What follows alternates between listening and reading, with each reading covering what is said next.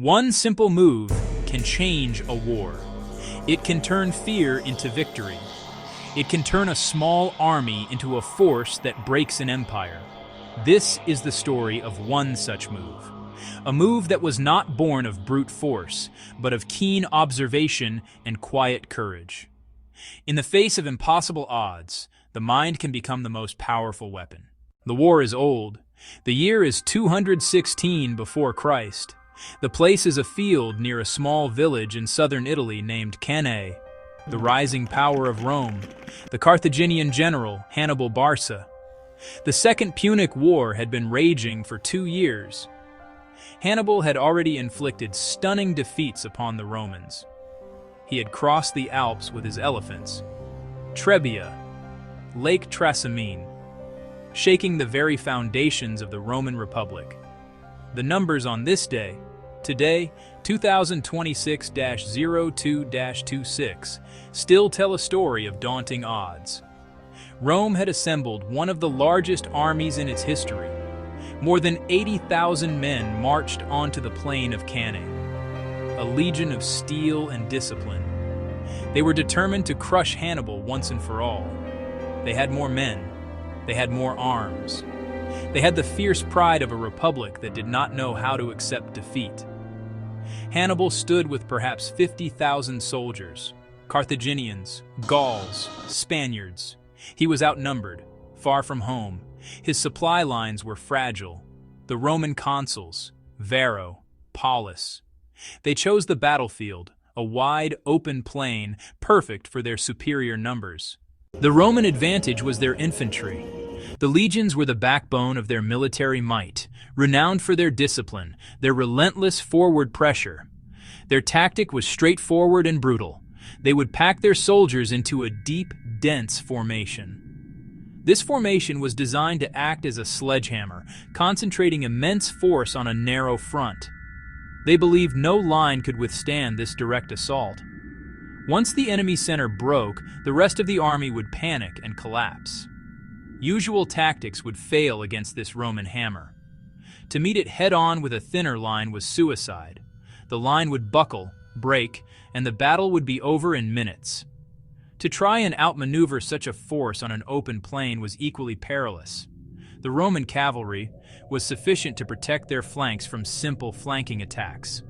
The Romans were confident because their system was proven. They knew their strength, and they intended to use it without subtlety or hesitation. Hannibal understood this perfectly. He had faced the legions before. He knew that their strength was also their weakness. Their deep formation gave them incredible power going forward, but it made them slow to turn. It made them clumsy. Their focus was entirely on the front. They were a powerful but blind instrument, guided only by the forward momentum of the mass. The problem was how to stop a battering ram without being shattered by it. How could a smaller, weaker force absorb that massive blow and survive? Hannibal knew he could not stop it, so he decided not to stop it. He decided to welcome it. He would invite the Roman hammer to strike. He would guide its path. He would let its own unstoppable momentum become the instrument of its own destruction. This was the seed of the idea. No Roman consul could ever anticipate it. Picture a simple diagram showing a thick rectangular block pushing against a thin, curved line. The new idea was simple and bold. It was a plan of deliberate, controlled retreat. Instead of presenting a strong, straight line, Hannibal would shape his army into a crescent, with the center bulging forward toward the Romans. This center would be made of his weakest troops, the Gauls, the Spaniards. They would be ordered to do something almost unthinkable in battle, to give way slowly, to bend backward under the Roman assault, but never to break. The plan was to trade space for time. Hannibal knew the Romans were arrogant. As their center pushed forward, they would see his line yielding and believe they were winning. This taste of victory would make them reckless.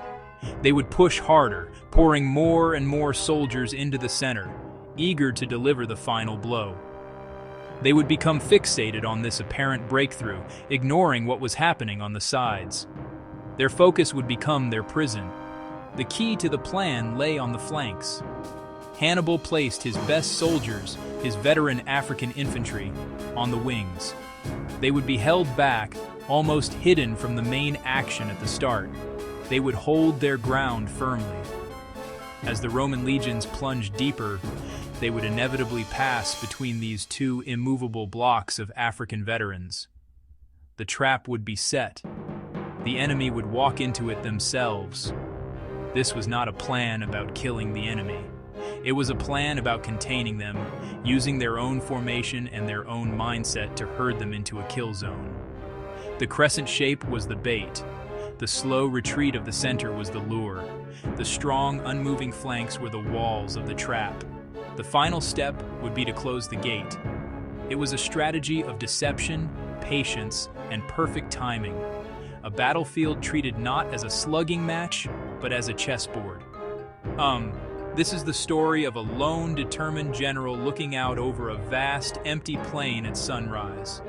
A plan that looks simple now.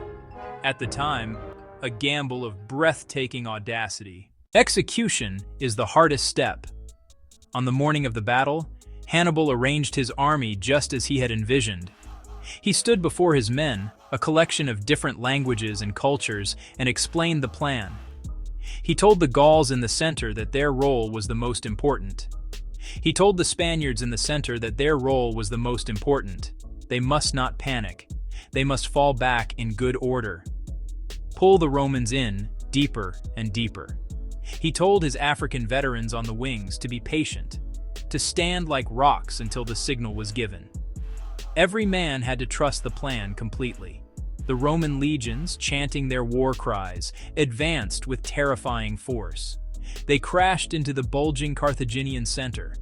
The noise was deafening, a storm of steel and shouting. Just as instructed, the Gauls began to give ground. Just as instructed, the Spaniards began to give ground.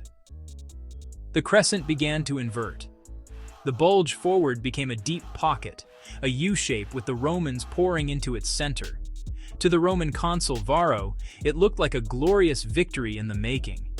He saw the enemy center collapsing and urged his men forward. More legions pressed into the gap. Thousands funneled into a narrowing space.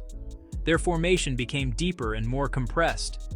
So tightly packed, many soldiers could not even lift their arms to use their swords. Their eyes were fixed on the prize ahead, the fleeing men in front of them. They did not see the trap closing around them. A map helps to imagine this. Draw a long, thick rectangle for the Roman army. Watch as it pushes into a shallow crescent. The crescent slowly bends backward, becoming a deep U. The rectangle is now almost entirely inside the U. The sides of the Roman rectangle have passed the firm positions of Hannibal's African infantry, who have not moved. The enemy is now in the bowl. The bowl is ready to close. Arrows on the map converge, cutting off all escape. You can almost feel it tightening. The turning point was not a single dramatic charge. It was a quiet, disciplined maneuver. The exact moment came when the Roman legions had pushed so far into the pocket. Their front ranks were nearly exhausted, their rear ranks hopelessly jammed. At that moment, Hannibal gave the signal. The African infantry on the flanks, who had been standing patient and still, turned inward. They did not charge wildly. They pivoted with precision, one flank left, the other right. They advanced on the exposed sides of the Roman formation. The shock was immediate and devastating. The Roman soldiers, focused entirely on the fight to their front, were suddenly attacked from the side. They were struck by fresh, elite troops. Panic rippled through the tightly packed ranks. They tried to turn to face this new threat, but there was no room to move. Their deep formation now became a death trap. Simultaneously, Hannibal's cavalry, having defeated the smaller Roman cavalry on the wings, swept around to attack the Roman rear. The trap was now completely sealed. The massive Roman army was surrounded on all sides. The U-shape had become an O. The hunters had become the hunted. The great Roman army was now completely encircled, packed together so tightly that they were helpless. That chaos is the moment the small army wins big. Order dissolved into terror. The Roman command structure disintegrated. Consuls shouted orders that no one could hear or follow. Legionaries, renowned for their discipline, became a terrified mob. They tripped over their own comrades. They were cut down from the front, from the sides, from the rear. It was no longer a battle. It was a methodical, one-sided slaughter. The simple, elegant plan had produced a result of unimaginable horror and completeness. The moment everything changes is not always loud. Sometimes it is a quiet line that bends and then closes. Why was the plan so smart? We can break down the reasons. First and most importantly, it was a masterpiece of deception. Hannibal presented an image of weakness that his enemy desperately wanted to believe. The Romans saw a yielding center and concluded the Carthaginian army was breaking. They trusted what their eyes told them, and their arrogance blinded them to the possibility of a trap. The entire battle was won on this single, powerful psychological insight. Second, the plan made brilliant use of his own troops. Hannibal knew the strengths and weaknesses of every part of his army. He used his least reliable troops, Gauls, Spaniards, for the most difficult task, the controlled retreat. He then used his most disciplined and elite troops, the African infantry, for the decisive blow, preserving their strength until the perfect moment. Third, the strategy used the terrain, or lack thereof, to its advantage. The Romans chose the flat, open plain because they thought it favored their numbers. Hannibal agreed. He knew the open space would give him room to perform his grand envelopment. He hid them in plain sight. Intentions concealed not by geography, but by the brilliant choreography of their movements. Finally, the genius was in its simplicity and control. The plan was not a series of complex maneuvers. It was one single, continuous motion, the bending of the center and the closing of the flanks. It required immense discipline and trust, a testament to Hannibal's leadership. That discipline wins where numbers fail. His men held their ground and obeyed his commands in the face of a terrifying onslaught, allowing a smaller force to not just defeat, but to annihilate a much larger one. After the fight, the scale of the victory became clear.